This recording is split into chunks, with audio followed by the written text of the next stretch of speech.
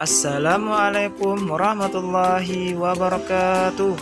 Sebelum kita memulai pembelajaran pada hari ini, alangkah baiknya kita baca basmalah. Bismillahirrahmanirrahim. Hari ini kita memasuki pelajaran tema 2, subtema 2, pembelajaran 6 tentang udara bersih bagi kesehatan. Pentingnya udara bersih bagi pernapasan. Nah, hari ini Edo dan teman-teman sekelasnya bermusyawarah. Mereka membicarakan tentang rencana peragaan tari. Sebelum musyawarah dilakukan, mereka sepakat bahwa musyawarah akan dipimpin oleh Edo. Selain itu, mereka juga sepakat bahwa Siti sebagai penulis yang akan mencatat jalannya musyawarah dan mencatat hasilnya musyawarah.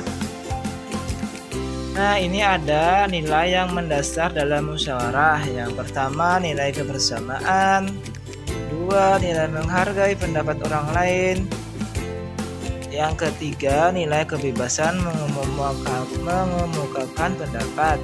Yang terakhir, nilai jiwa besar serta lapang dada melaksanakan hasil keputusan dengan penuh rasa tanggung jawab. Ini ada arti dari nilai kebersamaan.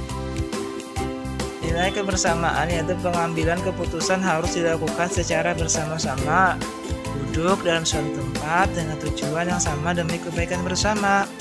Walaupun setiap peserta rapat berasal dari latar belakang yang berbeda, namun harus tetap mendahulukan kepentingan umum dan mengesampingkan kepentingan pribadi. Nih, nilai kebebasan mengemukakan pendapat.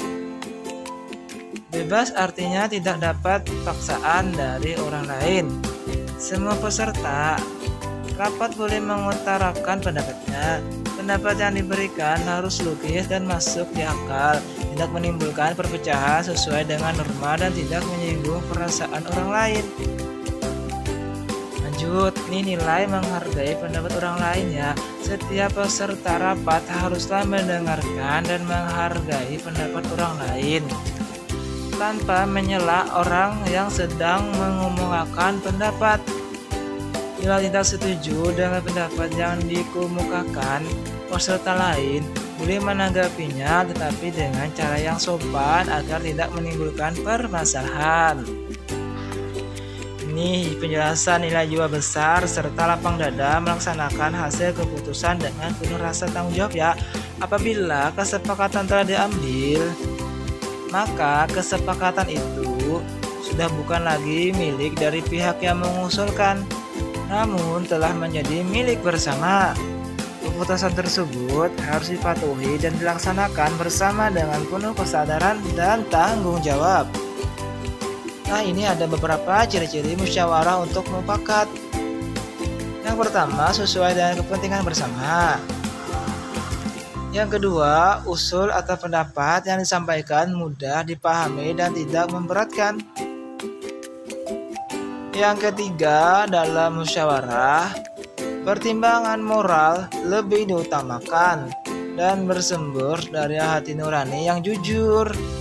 Adapun yang terakhir, yaitu pembicaraan harus dapat diterima dengan akal sehat dan sesuai dengan hati nurani. Ini ada prinsip-prinsip dan aturan musyawarah ya. Yaitu yang pertama, musyawarah dilandasi dengan akal sehat dan hati nurani yang luhur.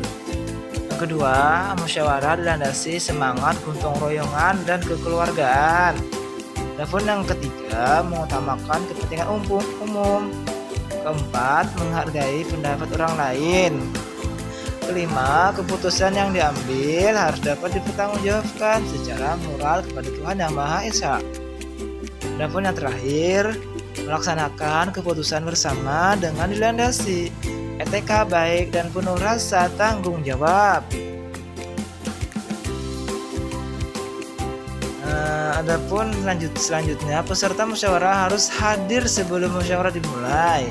Musyawarah dimulai jika peserta musyawarah telah mencapai quorum.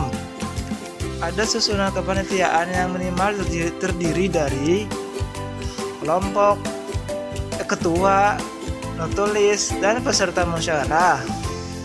Setiap peserta musyawarah berhak menyampaikan pendapat. Setiap peserta musyawarah harus menghargai pendapat orang lain. Pendapat yang disampaikan harus dapat diterima akal sehat, tidak untuk kepentingan pribadi atau golongan, tidak menimbulkan perpecahan, sesuai dengan norma, dan tidak menyinggung perasaan orang lain. Mengacungkan tangan sebagai tanda izin bicara. Berbicara setelah dipersilakan. Kalau ada yang berbicara, nunggu sampai pembicaraan selesai. Bersikap sopan. Sikap dalam musyawarah: menghargai atau menghormati pendapat orang lain. Tidak memaksakan kehendak kepada orang lain. Tidak boleh mencela pendapat orang lain.